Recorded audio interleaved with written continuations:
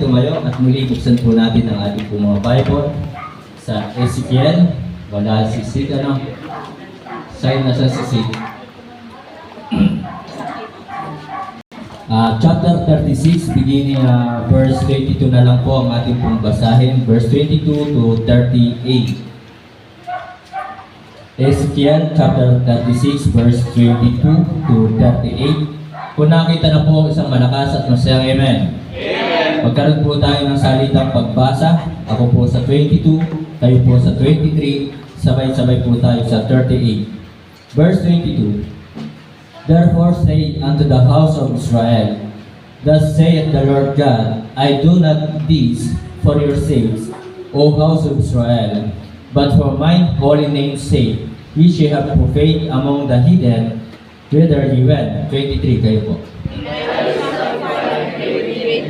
Which has among the which they are Lord, say the Lord God, and they shall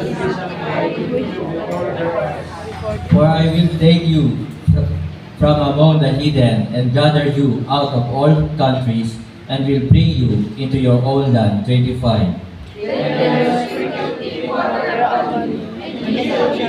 from all your wickedness and all your idols A new heart also will I give you, and a new spirit will I put within you, and I will take away the stony heart out of your flesh, and I will give you a heart of flesh. 27. And I will put my spirit within you, and cause you to walk in my statutes, and ye shall keep my judgments and do them. And ye shall dwell in the land that I gave to your fathers, and ye shall be my people, and I will be your God. 29. I will also save you from all your uncleanness, and I will call you the Lord, and will appreciate and lay my hand upon you. And I will multiply the fruit of the tree, and the increase of the field, that ye shall receive no more reproach of famine among the heathen. 31. Then shall ye remember your own evil ways, and your doings that were not good, and shall find yourselves in the cause for your iniquities and for your abominations. Not for your sakes do I this, saith the Lord God. Be it known unto you, be ashamed and confounded for your own ways, O house of Israel. 33. Thus saith the Lord God, in the day I shall harvest you from all your iniquities, I will also cause you to dwell in cities, and the waste shall be built. And the desolate land shall be filled, whereas it lay desolate in the sight of all that pass by. 35. And they shall say, This land that was desolate is become like the garden of Eden, and the waste and desolate and ruined cities are become rest, and are inhabited. Then the heathen that are left round about you shall know that I the Lord build the ruined places and plant that was desolate. I the Lord have spoken it, and I will do it. 37. Thus saith the Lord God, I will yet for this required of the house of Israel, to do it for them, I will increase them with 9 like a flock. Verse 38 altogether ready read.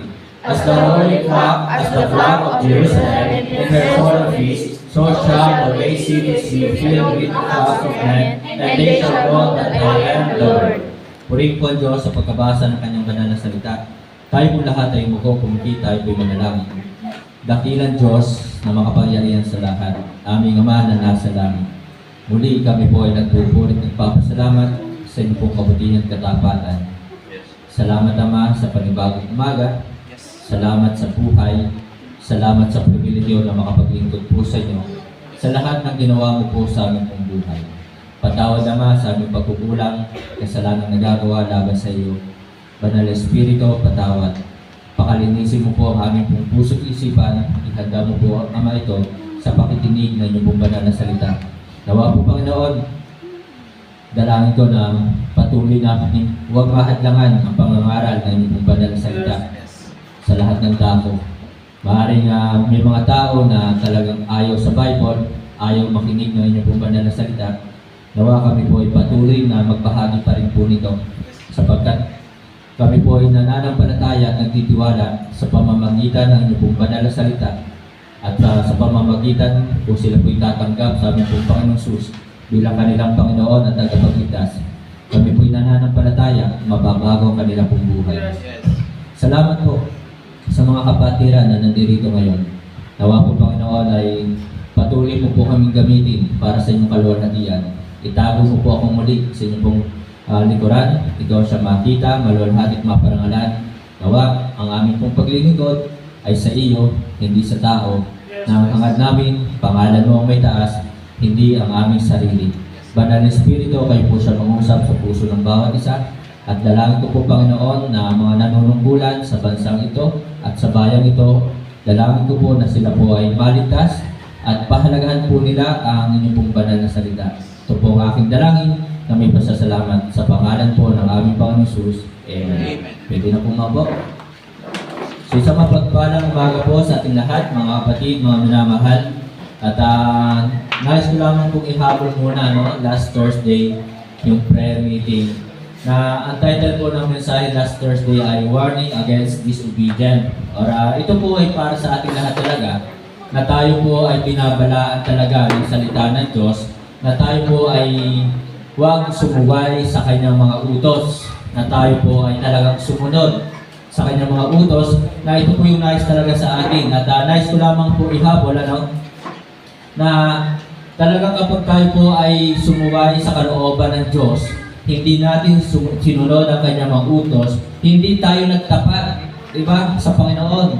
At sabihin na natin talagang minak natin ang Panginoon, na talagang siya ay ating niloko, or ating siyang niloloko. So, isa nga po sa mga mensahe po last Thursday ay yung punishment will fall upon us.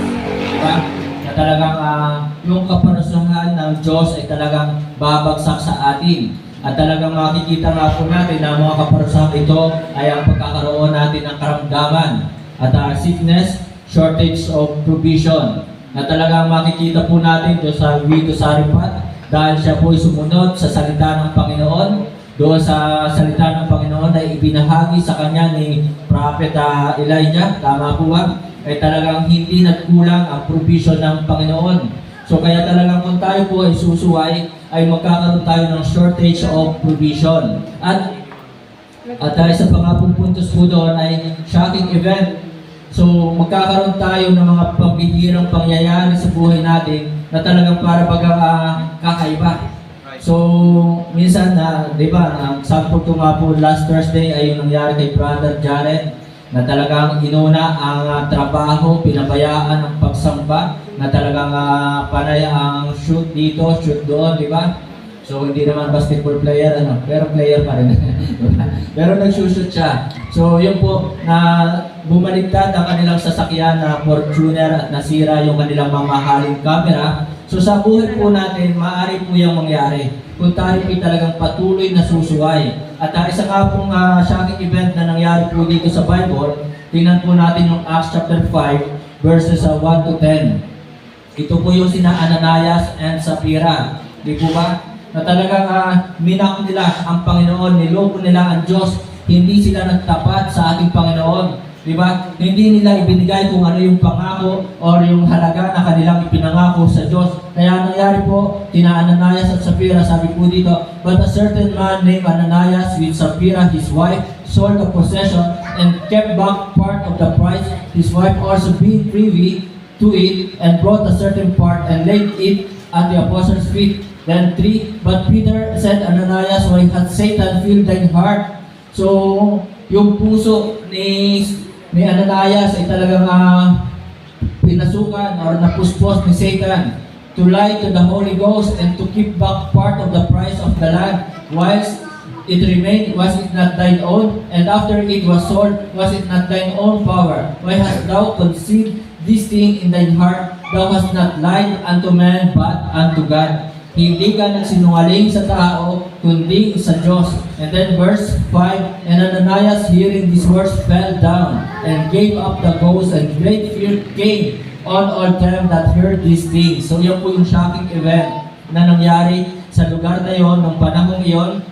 Kaya talagang ang mga Kristiyano noon, ang mga mananampalataya noon, talagang sila nagkaroon ng matinding takot sa Diyos, at talagang nabuild sa kanila yung pag-ibig, paggalang, respeto sa Diyos, at talagang nabuild sa kanila na magtapat sa Panginoon. So mga kapatid, mga minamahal, na talagang mahirap kung tayo po ay susuway, hindi na susunod sa ating Diyos. Amen po ba? So mga kapatid, mga minamahal, balikan po natin yung Ezekiel chapter 36 verse 26.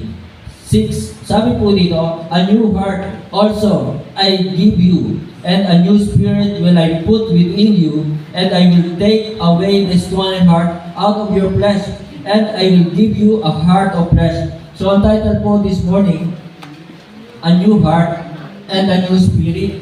So mga kapatid, mga minamahal, tayo po ay binigyan na ng Diyos, ng Panginoong Hesus, ng bagong puso. Amen? So bagong puso, hindi ka magpapalit ng iyong minamahal. Amen? So kung sino yung asawa mo ngayon, siya pa rin ha. Okay?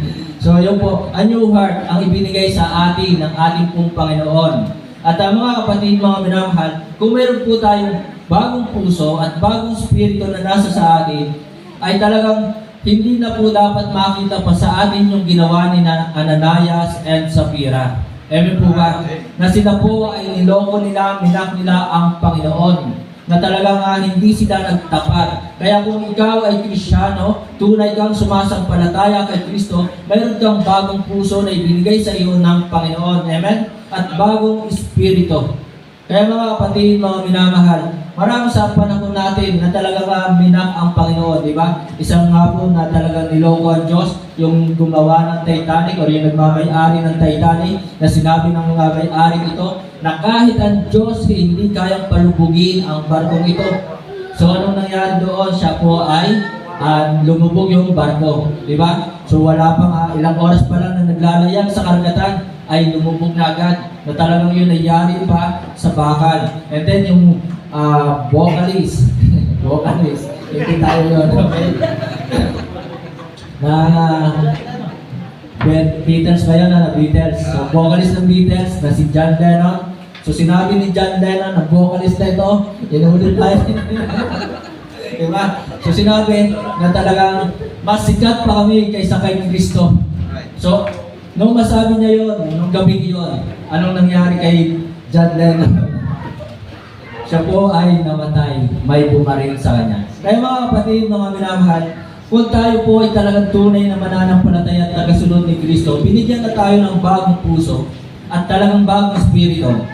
Hindi na dapat makita sa atin ang mga bagay na ito. Ngayon talagang ating hindi pagtatapatan ng Panginoon na hindi tayo susunod sa Kanya, babaliwalahin natin ang ministry, di ba? Iiwan natin ang ministry. So hindi na dapat yan makita sa atin. Sapagkat ano po sabi po dito? Tingnan niyo po. Sabi ng verse 26. A new heart also will I give you, and a new spirit will I put within you, and I will take away the stony heart. So inalis na po ng Panginoon ang ating pusong bato. Amen? So, ano ba yung ibig sabihin ng pusong batong ito? Stony heart. So, ibig sabihin po ng stony heart, ito po yung merciless. Ibig sabihin, walang awa. Walang awa sa mga kaluluwa na papahawang sa impyerno, at walang awa sa kapwa na nangangailangan ng tulong ay hindi tumutulong, at talagang walang awa sa gawain ng Panginoon, that is merciless, compassionless, na talagang walang pag-ibig sa kaluluwang mapapahamak sa impyerno, walang pag-ibig sa Diyos, walang pag-ibig kay Kristo, walang pag-ibig sa kapwa mananampalataya, walang pag-ibig sa gawain ng Panginoon. So yun po ang ibig sabihin ng stony heart, na talagang matigas. Na ibig sabihin po nito, not soft, hardened, matigas. Na talagang ang stony heart, ito po yung mga disobedient talaga, not submissive, na hindi talaga marunong sumunod, hindi mapagpasakop sa Panginoon. So, then stony heart means barbarous or barbaric. Yan po yung stony heart. Amen po ba? Na ibig sabihin, salbahe. Salbahe. So tayo po ay binigyan ng bagong puso, inalis na ng Diyos sa atin yung stony heart. And then, uncharitable, yun nga po yung hindi marunong umibig. So, ang pag-ibig ay hindi lamang ngayong February ha. Ang pag-ibig ay araw-araw. At ano pa ba, yung mga, alam nyo na, yung mga yakap, sul, tispirin. Sa mga mag-asawa lang yan. Di ba? Sa mga mag-asawa lang yan, hindi yan sa mga mag-girlfriend or mag-boyfriend. So sa mga mag-asawa lamang, yung mga yakap, sul na ito, tispirin. Okay? At sana walang mga nakikisleep over na kung ikaw ay girlfriend pala, ay huwag kang makikisleep over doon sa tahanan ng iyong boyfriend. So yun po, or ikaw ay boyfriend pala, huwag kang makikisleep over doon, makikitulog. So yun po mga kapatid, na tayo po ay maaaring may pag-ibig tayo, pero ang pag-ibig po ay yung talagang tamang panahon at tama sa lugar. Amen po ba? So, stony heart, ano bang ibig sabihin nito? Uncharitable, unloving, uncaring, na walang malasakit talaga. Hindi nagmamalasakit sa kapwa, sa gawain ng Diyos, ni Kristo. Ungentle, hindi talaga ito yung talagang maamo or yung talagang ang kilos talaga nito ay brusko, mayabang, ungentle, heartless, walang puso, cruel, malicious, merong masamang hangarin, masamang budhi. Yan po ang ibig sabihin ng stony heart. Inalis na po yan sa atin ng ating Diyos, ng ating Panginoon. Kaya mga kapatid, mga minamahal, dapat makita sa atin ngayon bago ng puso, bago ng pagkatao. Therefore, if any man be in Christ, he is a new creature. All things are passed away. Behold, all things are become new. Dapat nababago na tayo. Amen po ba? So mga kapatid, dapat wala na yung mga masasamang gawain po natin. Tingnan po natin Jeremiah chapter 24 verse 7. Jeremiah chapter 24 verse 7. Sabi po dito, and I will give them an heart to know me. So binigyan tayo ng bagong puso, kaya dapat ang nakikilala natin ay ang Diyos, si Kristo. Hindi ang sino-sino mga artista o yung mga sikat na tao or mga vocalist, di ba? So, hindi yung mga vocalist. Okay. Isa pa. Parehas naman tayo. Ako ay, coming soon. Showing. Okay. So, and I will give them an heart to know me. So, ang Diyos ang dapat nakikilala si Kristo. Ayan po ba? That I am the Lord, and they shall be my people, and I will be their God, for they shall return unto me with their whole heart. Napapatwa tuloy. Isa pa. Okay. So mga kapatid, mga minamahal, a new heart. Tayo po talagang binigyan na ng bagong puso. At nandito na dapat sa puso natin ay si Kristo, ang banal na Espiritu. Ang sabi nga ng Galatians chapter 4 verse 6, sapagkat kayo mga anak ay sinugo ng Diyos ang Espiritu ng kanyang anak sa ating mga puso na sumisigaw, Aba, Ama. Kaya mga kapatid, mga minamahal, dapat ang ating pusong ito ay hindi na bato. Talagang ito po ay dapat nagiging masunurin na sa Diyos kay Kristo. So mga kapatid, ngayong umaga, the true believer of Christ are having a new heart and a new spirit. Yan po sinasabi po ng talata ng verse 26. Therefore, the true believer of Christ and the true lovers of God, ang tunay na mananampalataya ni Kristo, ang tunay na umiibig sa Diyos, having a new spirit are those una, sabi po ng verse 27, tingnan niyo po. And I will put my spirit within you and cause you to walk in my statutes, and he shall keep my judgment and do them. So mga kapatid, sinabi po dito, walk in my statutes. Sino ba ito mga lumalakad o sumusunod sa kalooban o sa batas ng Diyos, sa mga patakaran ng Diyos?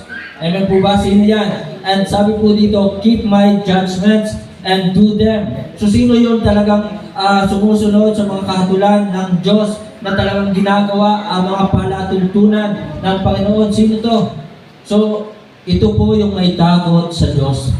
So mga kapatid, una, the true lovers of God, the true believer of Christ are those feared God. Yung may takot sa Diyos. Amen po ba? So mga kapatid, mga minamahal, kung ikaw ay tunay na mananampalataya, kung ikaw ay tunay na umiibig sa Diyos kay Kristo, ay talagang susundin mo lahat ng kanyang mga palatuntunan, lahat ng kanyang mga utos. Kaya nga ang sabi talaga sa Bible, di ba, sa ngayon, yung pinag-aralan natin last time, na talaga sinabi doon na do na talagang do it all, di ba? Pinag-aralan natin yung last time, na talagang gawin natin ang lahat. Sabi nga ng Joshua chapter 1 verse 8, "This book of the law shall not depart out of thy mouth, but thou shalt meditate therein day and night, that thou mayest observe to do according to all that is written therein. For then thou shalt make thy way prosperous, and then thou shalt have good success." So gawin natin lahat ng mga palatuntunan, lahat ng mga utos, lahat ng kalooban ng Diyos, hindi yung kalahati lang.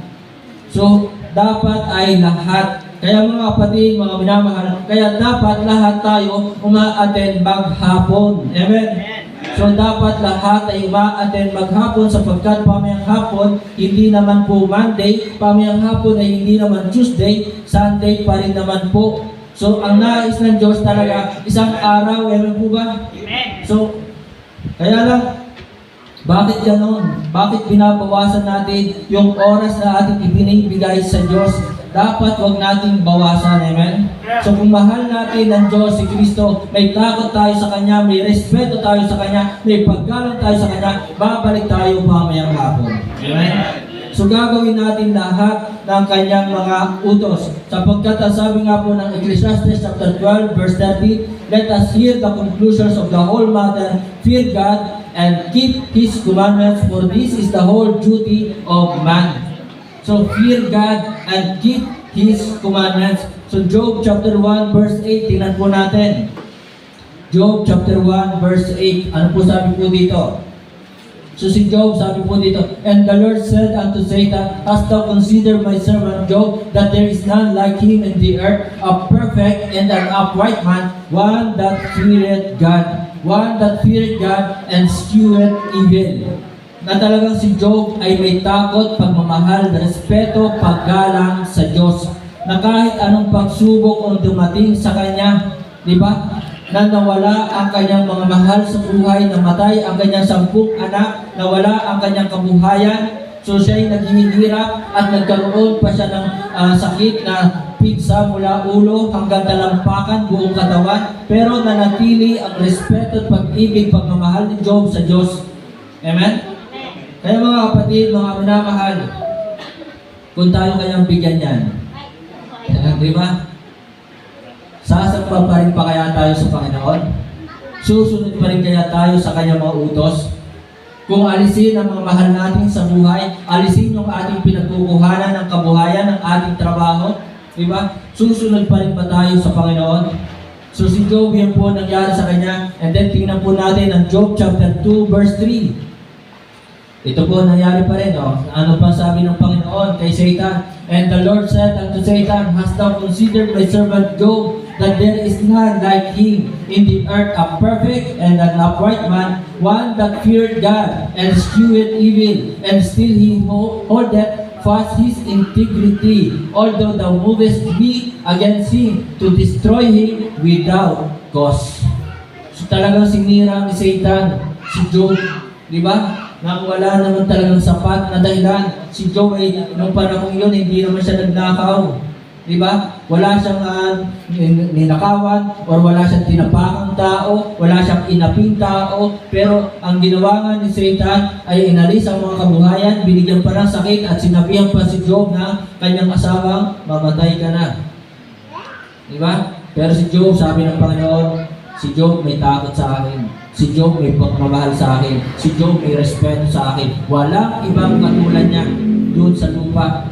So mga kapatid, mga minamahal, kung tayo po talagang meron ng bagong puso, bagong espiritu ang ibinigay sa atin. Amen po ba? Espiritu ng Diyos. Dapat talaga tayo po ngayon ay may pagkatakot sa Diyos, na tayo po ay may respeto, umiibig sa Diyos. So yan po ang dapat makita sa atin. Alam mo po, si Ezekiel was a man having a new heart, a man having a new spirit, a man that feared God. Yan po makikita natin kay Ezekiel. Sapagkat si Ezekiel, tingnan po natin ang Ezekiel chapter 1 verse 1 to 3. Tingnan niyo po, verses 1 to 3. Ano ang buhay ni Ezekiel? Sabi po dito, "Now it came to pass in the 30th year, in the 4th month, in the 5th day of the month, as I was among the captives by the river of Chibar. So si Ezekiel, nung panahon po yon, sila po ay captives Bilhag. And then sabi po dito, that the heavens were opened and I saw visions of God, and the 5th day of the month, which was the 5th year of King Jehoiachin's captivity, the word of the Lord came expressly unto Ezekiel, the priest, the son of Buzi, in the land of the Chaldeans by the river Chibar, and the hand of the Lord was there upon him. So mga kapatid, mga minamahal, yan po si Ezekiel, Bihag. Siya po ay man of God. Siya po ay prophet. Siya po ay naglilingkod. Pero siya po dahil meron siyang pag-ibig sa Diyos, may pagkatakot, may paggalang sa Diyos, talagang nakita po natin sa kanya na talagang he never stopped serving the Lord. Hindi po siya tumigil sa paglilingkod sa Diyos. Kaya nga, tingnan nyo pa, ano pa nangyari kay Ezekiel? Chapter 3, verse 25, tingnan nyo po. Chapter 3, verse 25. But thou, O son of man, si Ezekiel po yan, behold, they shall put bands. So put bands upon thee, and shall bind thee with them. So iginapos si Ezekiel. And thou shalt not go out among them. Na talagang nakagapos siya, hindi siya makakapamasyal, hindi siya makakagala kung saan-saan. So si Ezekiel ay persecuted, but he never stopped serving the Lord. Hindi po siya tumigil sapagkat siya po ay mayroong bagong puso, a new heart and a new spirit. Siya po ay taong may takot sa Diyos. Ezekiel was a man having a new heart, a man having a new spirit, a man that feared God. So yun po si Ezekiel. Tingnan po natin, 24 verse 18. Chapter 24, verse 18. Ano pa po sabi po dito? Sa verse 18. So I spake unto the people in the morning. So yun po, talaga si Ezekiel, talagang nangangaral po siya. So I spake unto the people in the morning, and that even my wife died. So talagang namatay na ang kanyang asawa. But he never stopped serving the Lord. He never stopped sharing the word of the Lord. Hindi siya tumigil sa pangangaral, pagbabahagi ng salita ng Panginoon. He was persecuted, and then he was captive, and his wife was died, so he never stopped. Hindi po siya tumigil. Kaya mga kapatid, mga minamahal, yun talaga ang may takot sa Panginoon. Yun talaga ang may respeto, paggalang, pagmamahal sa Panginoon. Hindi tumitigil. Amen po ba? Sapagkat kung tayo ay titigil, so ibig sabihin kapag tayo tumigil na sa pagsamba, mas pinili na natin sumuway sa mga utos ng Diyos. Mas pinili natin sumuway sa kalooban ng Diyos, sa mga palatuntunan ng Panginoon. Pero si Ezekiel, he never stopped serving the Lord, never stopped sharing the word of the Lord, he never stopped in submission unto the Lord. Hindi po siya tumigil na sumunod, magpasako sa Panginoon. Kaya mga kapatid, mga minamahal, ano ba yung mga nangyayari sa buhay natin? Di ba? Ano ba yung mga pagsubok, problema dumating sa buhay natin? Ito ba yung talaga bang napakabigat na nito? Para ito yung magpatigil sa ating paglilingkod, ito yung magpatigil sa ating pagsunod. Sobra ba talagang bigat na mga pagsubok na problema na meron tayo para tayo magsawa na sa ating paglilingkod? I think hindi po eh. Di ba? Ano man ang ating pinagdadaanan, hindi pa ito ganong kabigat. Di ba? Nakatulad ng nangyari kay Ezekiel, nakatulad ng nangyari kay Job, nakatulad ng nangyari kay Pablo. Di po ba? Am I right? So, wala naman tayong persecution ngayon, nakatulad ng kanilang pinagdadaanan. Pero bakit tumitigil ang maraming Kristyano? Bakit parang hindi na bago ang kanilang puso? Parang hindi sila nagkaroon ng bagong spirito. So sinasabi natin tayo tumanggap kay Kristo, nanampalataya tayo kay Kristo, sinasabi natin tayo ligtas, anak ng Diyos, pero bakit madaling magsawa? Amen? Bakit madaling magsawa? Bakit humihinto agad? Amen? Kaya mga kapatid, mga minamahal, a new heart, a man having a new heart, is a man feared God. Yung po yun. So yan po makikita natin kay Ezekiel. Alam niyo po na talagang he never been offended in everything that happened to him. Eh yung mga Kristyano ngayon, madaling ma-offend. Tapos sasabihin nila na ito yung kanilang dahilan bakit hindi na ako nagpapatuloy, bakit umalis ako sa choir, bakit ako ay umalis na sa ministry, bakit hindi na ako sumasamba, offended ako eh. Tama ba dahilan yun? Na idadahilan natin? Maaaring sa ating kapwa, masasabi natin yun na offended tayo. Pero yung ba'y tanggap ng ating Panginoon na idadahilan natin sa ating Panginoon Jesus na kaya ikaw, ako ay tumigil ay dahil ay ikaw ay offended. Ang Panginoon Jesus, alam nyo, ang tindi ng pinagdaanan ng Panginoon Jesus, pero He never be offended. Ang Panginoon Jesus ay hindi na-offend. Diba? Tayo araw-araw, tayo nakaka-offend sa Diyos. Diba? Tama naman. Diba? Araw-araw, ang dami ng tao nakaka-offend sa Diyos. Diba? Pero, napakabuti pa rin ng Panginoon sa atin. Diba? Kaya talagang my Redeemer is faithful and true. So mga kapatid, mga minamahal, bakit madaling ma-offend? Dapat hindi tayo na-offend. Amen? Kaya sa lahat naman ng churches, lahat ay meron nakaka-offend talaga. Pero hindi sinabi ng Panginoon na kapag na-offend ka, tumigil ka na. Diba? Hindi sinabi ng Panginoon na kapag na-offend ka, huwag ka nang sumunod sa akin. Na kapag na-offend ka, huwag ka nang sumamba. Na kapag na-offend ka, huwag ka nang magbasa ng Bible. Na kapag na-offend ka, huwag ka nang mag-pray. Na kapag na-offend ka, huwag ka nang magbigay. Wala pong ganong utos ang Panginoon. So mga kapatid, mga minamahal, para ba yung offended ay ginagawang excuses upang gawin talaga ang sariling kagustuhan. Diba? So mga kapatid, He never been offended in everything that happened to Him. He never been offended in every people that did evil to Him. Hindi po siya talaga na-offend. Diba? So, ginawa siya ng masama. Iginako siya na parang hayop si Ezekiel. Diba? So, ganun po yung turing or trato doon sa isang man of God ng panahon iyon. Pero hindi po siya na-offend. He never been offended in every people that did evil to Him. Hindi siya kailanman na-offend si Ezekiel. At maging ang ating Panginoong Jesus. Diba? Alam ng Panginoong Jesus siya bibigyan ng suka. Alam ng Panginoong Jesus siya pahihirapan. Alam ng Panginoong Jesus sisibatin ang kanyang tagiliran. Alam ng Panginoong Jesus na yung bilang ng mga tinig na babaon sa kanyang ulo. Diba? Pero He never be offended. Kaya mga kapatid, mga minamahal, tuloy lang po sa ating paglilingkod. Tuloy lang tayo sa ating pag-awit sa Panginoon. Amen?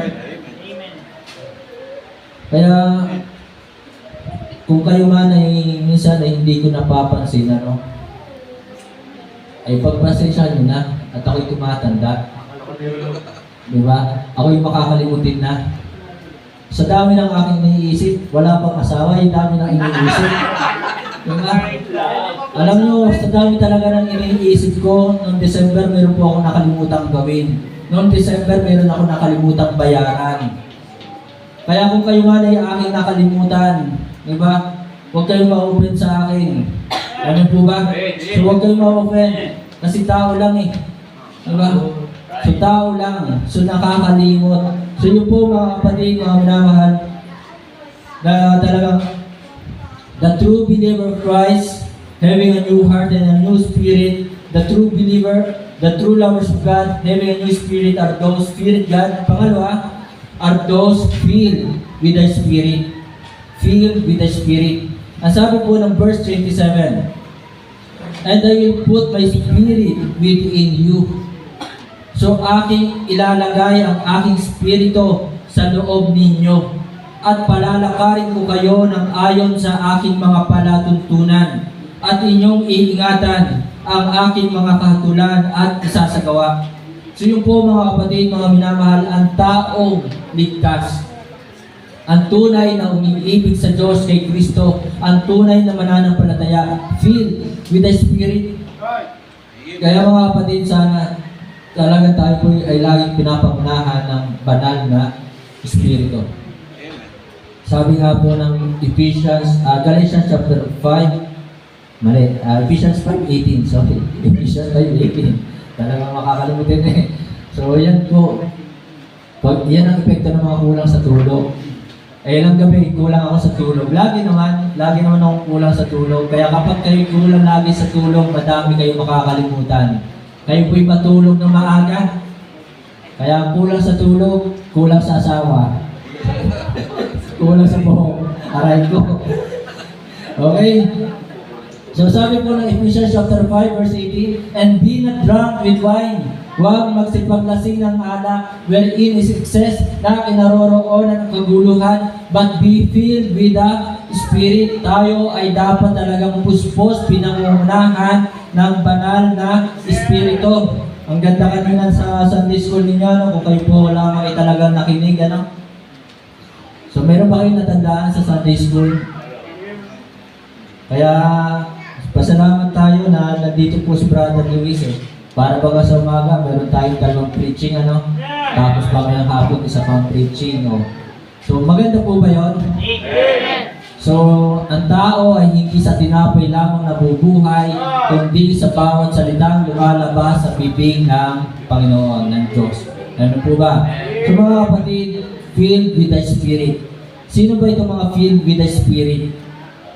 So, filled with the Spirit are those talagang dapat makita po sa atin, evil deeds are gone. Yan po yung una. Dapat hindi na makita sa atin ang mga masasamang gawain. Amen po ba? Kung talagang tayo po ay puspos ng banal na Espiritu, hindi na tayo dapat kinakikitaan pa ng mga pagsusugal.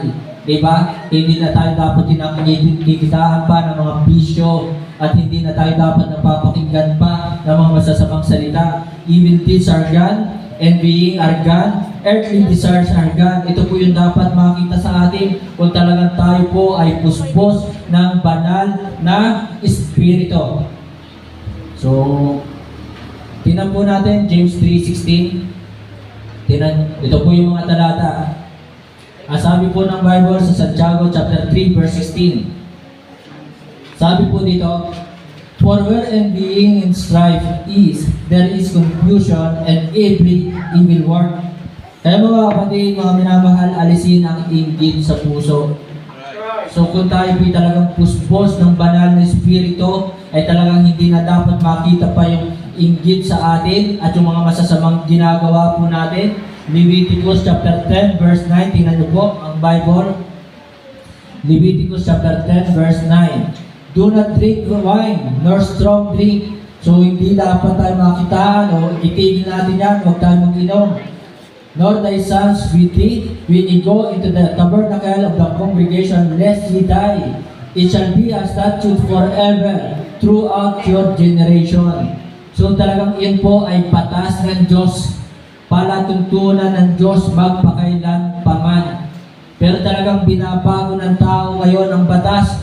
Normal na sa tao ang magbisyo, normal na sa tao ang paglalasing, pag-iinom ng alak.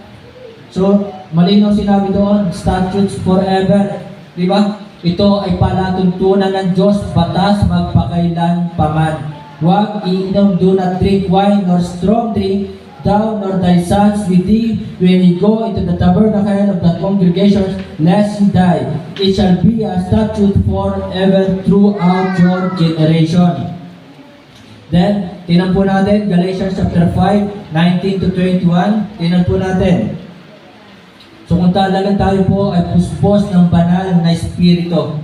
Sabi po ng Galatians chapter 5, verse 19, "Now the works of the flesh are manifest." Ngayon ay hayag ang gawa ng laman, which are these: adultery, pakikiapid, fornication, pangangalunya, uncleanness, karumihan, lasciviousness, kalibugan. Hindi na dapat makita yan. Idolatry, pagsamba sa Diyos-Diyosan, witchcraft, pangkukulam. And then hatred, variance, emulations, what, puot, strife, pakikipagtalo. So dapat, huwag tayo maghanap ng away. Diba? Kung ang ibang tao ang hanap ay away, ang ibang tao ay hanap ay gulo. Huwag tayong gumawa ng away, huwag tayong gumawa ng mga bagay na pag-aawayan. Diba? Huwag tayong gumawa ng mga bagay na pag-aawayan, sedition, heresies, envyings. So yung mga pag-iinggit na naman, murders, drunkenness, paglalasing, rebellions, and such like, of the which I tell you before, as I have also told you in time past, that they which do such things shall not inherit the kingdom of God. Then 22, but the fruit of the Spirit is love. Kaya kung ikaw, tayo ay puspos ng banal na Espiritu, dapat naghahari sa ating puso, hindi galit, hindi inggit, kundi pag-ibig. Amen po ba? At dapat nakikita sa atin, ano ba sabi dito? Masaya. Wala tayo sa lamay. Dapat, sabi nga sa Bible, sa Psalms 100, diba, verse 1, na talagang kung papasok tayo sa bahay ng Panginoon, ay with gladness, serve the Lord with gladness, sapagkat tayo maglilingkod sa buhay na Diyos. Diba? Walang patay dito, may patay ba? Diba? Meron ba diyang patay ang puso? Ayun. Patay na nanganay ko. Ay, talaga nang sila-celebrate ng maaga ang dalawa. Para sa karin na agad eh. Okay? So yun po. So but the fruit of the Spirit is love, joy, peace. So dapat ang ating buhay, payapa na, at meron tayong peace of mind. So huwag tayong mag-isip ng kung ano-anong negative. Ewan po ba? Long suffering, dapat nakikita sa atin, nagtitiis tayo. Kaya kung talagang tayo pinagtitiis, aatin tayo maghapon. Ewan po ba? So kung mayroon man tayong nararamdaman, talagang long suffering, alang-alang sa Diyos kay Kristo, titiisin natin ang mga nararamdaman ito.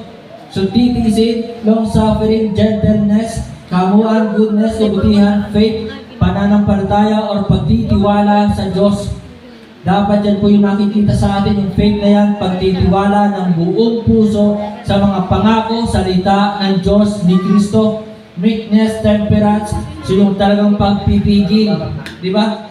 Alam nyo, talagang darating ang araw, meron mga aaway sa atin eh. Wala kang ginagawang masama, pero aawain ka eh. Eh anong gagawin mo ngayon? Di ba?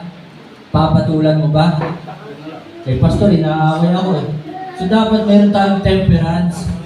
Yun po talaga yung feel of the Spirit, puspos ng banal na Espiritu. Hindi tayo makikipag-away, ilalayuan natin yan. Hindi natin papatulan ang mga taong gusto awayin tayo. Amen? So yun po. So 1 John chapter 2 verse 15, tingnan nga natin. Love not the world, neither the things that are in the world. If any man love the world, the love of the Father is not in him. Kaya dapat makita sa atin, kung talagang tayo ipuspos ng banal na Espiritu, earthly desires are gone. Yung pagkahiling natin sa mga material na bagay sa mundong ito, yung pagkahiling natin sa mga kalayawan sa mundong ito, dapat wala na yan. Amen? Kung dati ikaw ay addict sa ML, di ba? Addict sa Facebook, nagagalit kapag walang nag-like, nagagalit kapag walang nag-heart, diba? Dapat ay nababago na yung ating desire ng ating puso. Amen po ba? Addict sa'yo. Diba? So mga kapatid, dapat kung talagang tayo po'y puspos ng banal ng Espiritu at tayo kay Kristo na earthly desires are gone. Balikan natin yung Galatians chapter 5 verse 26. Ano po sabi po doon? Galatians 5:26. Ano sabi po dito? Let us not be desirous of vainglory. So yan po, na huwag tayong hangarin ang mga bagay sa mundong ito, na talagang ito po ay walang kabuluhan sa Panginoon. Provoking one another, huwag tayong aaway, huwag natin gagalitin ang isa't isa. Provoking one another, envying one another. So kung talagang tayo po ay puspos ng banal na Espiritu, evil deeds are gone, envying are gone, earthly desires are gone. Romans 13 verse 13. Natatapos na po tayo. 3 points, pero maraming sub-points. Okay? So 13, let us walk honestly as in the day, not in rioting and drunkenness, not in chambering and wantonness, not in strife and envying. So lumakad, mamuhay ng tapat, at talaga hindi nakikipag-away, hindi naglalasing. So yun po, kung talagang tayo po ngayon ay puspos ng banal na Espiritu. Say amen kung tayo po mga ligtas. Amen. Say amen kung talagang tinanggap natin si Kristo bilang Panginoon tagapagligtas. Amen. Ang problema sa ibang Kristyano, gusto lang nila kay Kristo tagapagligtas, hindi Panginoon. Yun ang problema.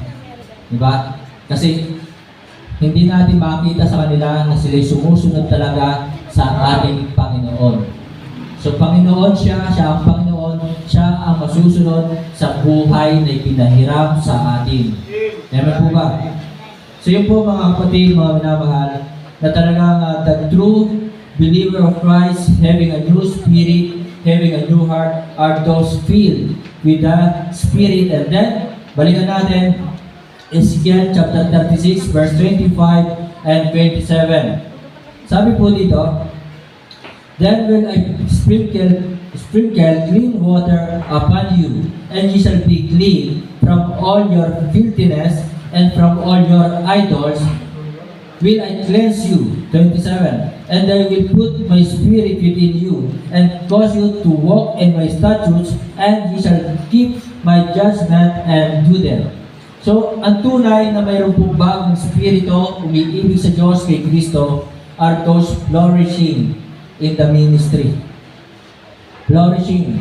Yung talaga nagiging kagamit-gamit na sa ministry. Flowering, growth, lumalago, namumulaklak, or nagbubunga.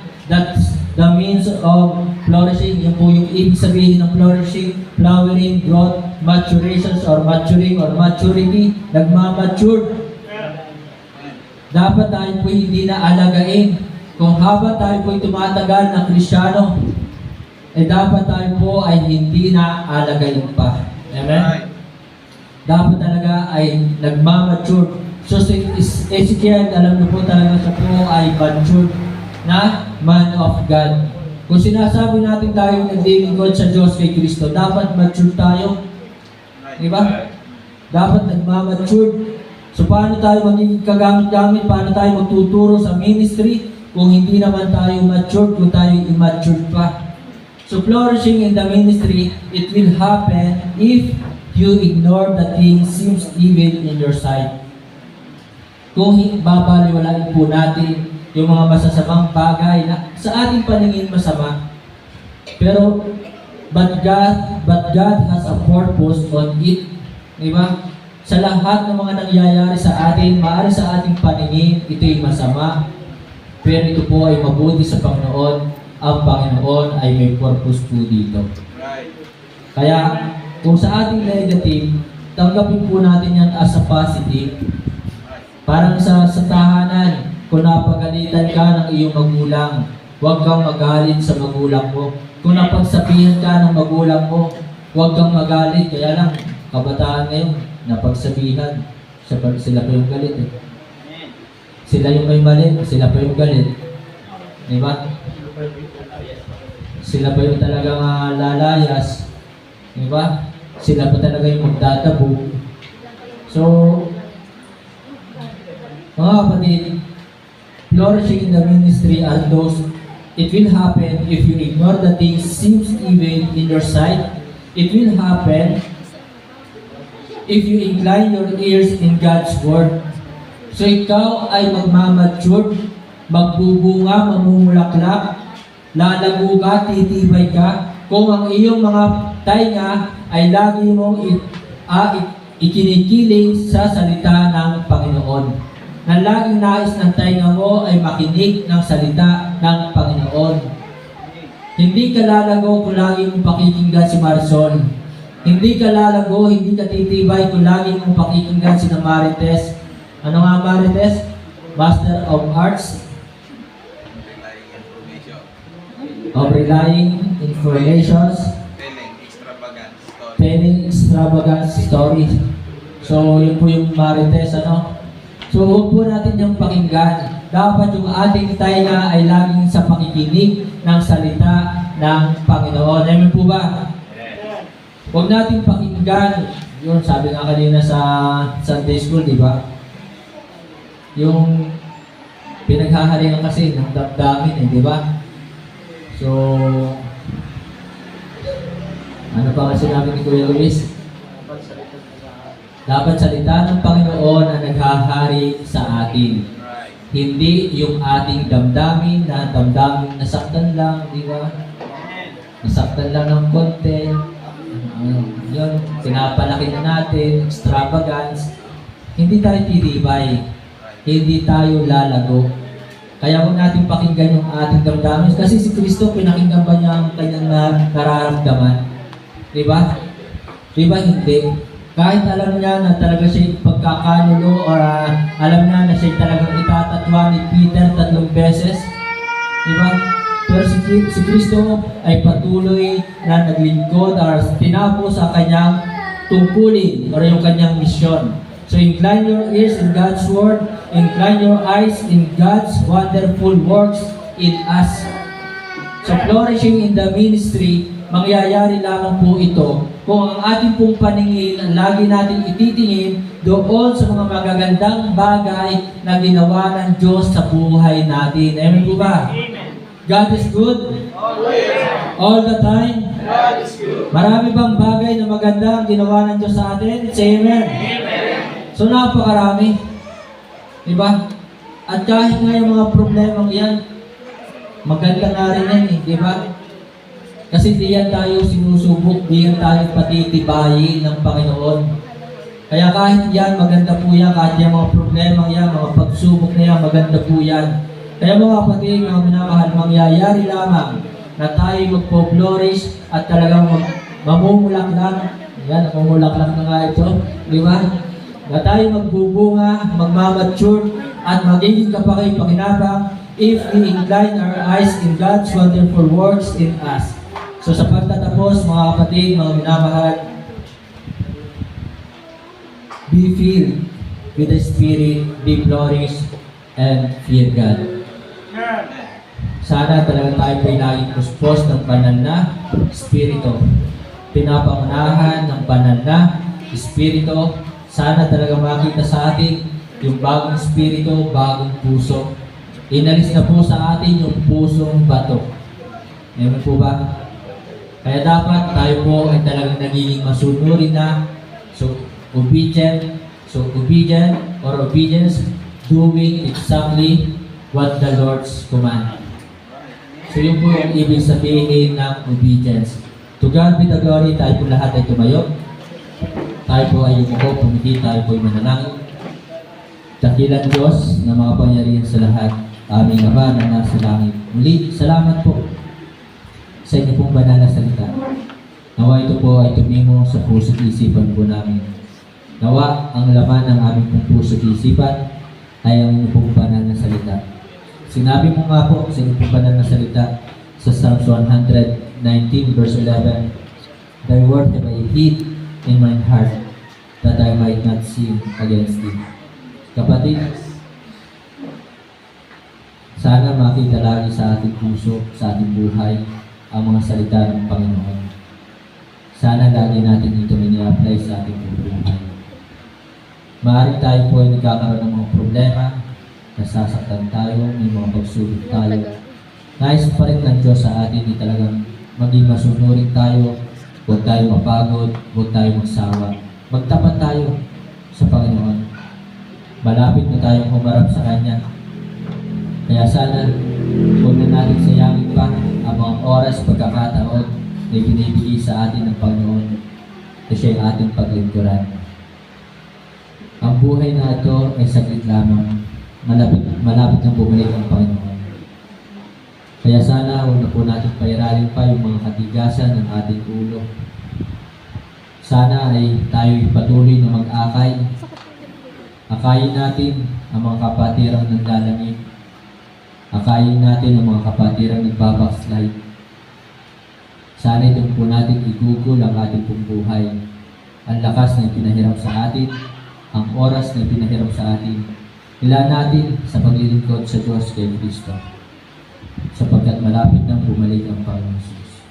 Malapit na tayo humarap sa Kanya.